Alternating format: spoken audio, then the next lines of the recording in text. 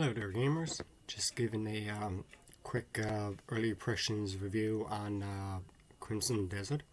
It's action adventure RPG set in a huge open world environment. I've been seeing reviews on it. A lot of people said it takes 80 hours to do everything. There's Crimson Desert there. This one I'm playing right now. I'm about 4 hours into it. So far, I'm liking it. The story is it's a little bit of a story so far, but like I say, I'm only the first 4 hours into the game. I'm liking the combat in the huge open world, especially the RPG elements are really good. But a couple of outlets, I just pulled up one here now to just give them a review. It said it was released on March 19, 2026. Crimson Desert has received a mixed to positive reception, currently sitting with a very positive rating on Steam and Metacritic score of 78. That's out of 100.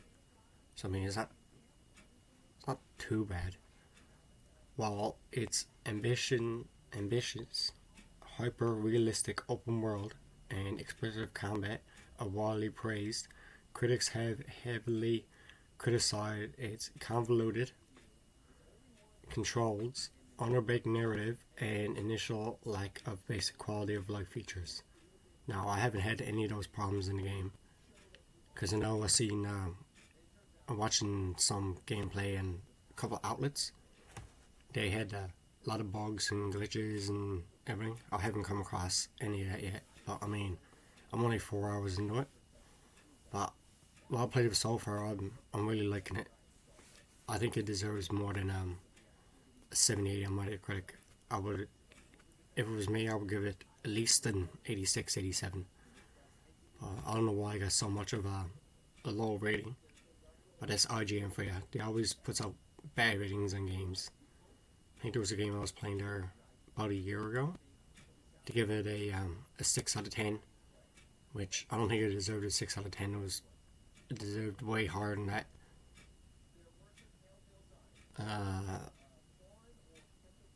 It says Ambition, frequently called the most ambitious open world game ever, blending Zelda-style puzzles with Red Dead-style world interactions. Yeah, I noticed that about the game. Like, a lot of the interactions and everything remind me of Red Dead 2.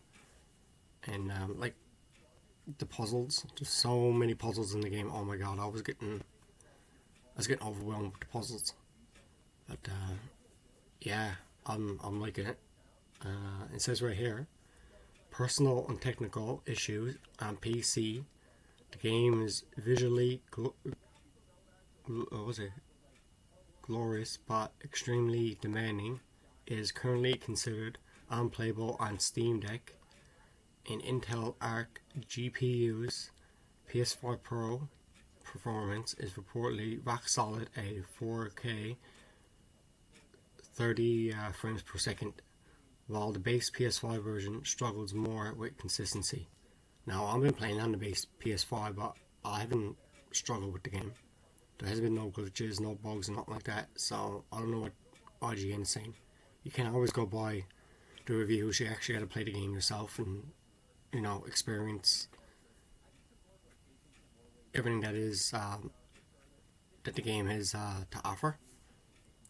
But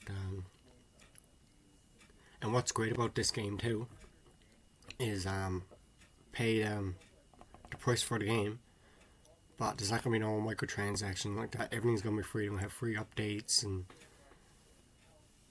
like a lot of cosmetics and like that. You don't have to pay for it either, which that's what I like. I don't like having to pay for stuff. You should be able to play it until you unlock it. Is it worth it? Choose option. If you're enjoying spending hundreds of hours getting lost in a massive physical sandbox where you can tame dragons and engage in complex wrestling infused combat. Oh, I love the combat, especially like I was doing a little bit of combat in the game last night, just testing out, see what the combat's like. And there's a lot of like pole drivers and a lot of drop kicks. a lot of them like moves that you see in like WWE style matches and everything. Choose option B. If you prioritize a tightly written emotional narrative or have a lower patience for clunky systems and steep learning curves, you may want to wait for further patches or a sale. But yeah, that's the review IGN give them. On Metacritic. Just checking out the Metacritic. Just gotta pull it up here. So yeah, on PC, Metacritic scores at 78 right now. Generally favorable at 8.5 out of 10. Eurogame. Crap, hang on. I don't know what brought me into that. Eurogamer. Give it 100. So basically, to give it a 10 out of 10. A masterpiece, despite the bugs, clunky menus, and awkward controls, its magnetic pull is simply impossible to resist. I don't know what that site is. Hard Zone, never heard of them. They gave it a 93. Crimson Desert is an ambitious open-world RPG that successfully blends fast-paced combat, deep gameplay systems, and a vast living world into one cohesive experience, despite a sometimes confusing narrative. I think that's it for the reviews. Try and pull up another one. Another known gaming outlet. GameSpot, they gave it a 9 out of 10. So it's like mixed reviews all over the board. So right now it's on PC at a 78, based on 103 critic reviews. Base PS5 is TBD, to be whatever that means, to be something. Based on 3 critic reviews. So yeah, I suppose they're waiting for more reviews to come up. Xbox Series X, same thing. Eurogamer Germany, they give it 100. Steam Deck HQ, never heard of them before, they give it 90. And they said, I don't think it was possible for a game of this scale to exist yet. And I don't recall the last time I ever played a game that wasn't designed to be replayable, that hooked me for such a long time. But here we are. The game lived up to its hype, and even though it isn't perfect, Crimson Desert is one of the best games that came out this year. And they give it a 90. But, here's IGN again. Brazil. They give it an 85. Crimson Desert offers a well-rounded experience, even if it has a few stumbles along the way. Its campaign leaves something to be desired, but the game more than makes up for it with a vibrant, detail-rich world. Its action combat makes up for it, and stunning visuals. Game Informer, given a 70. They're a well-known outlet too.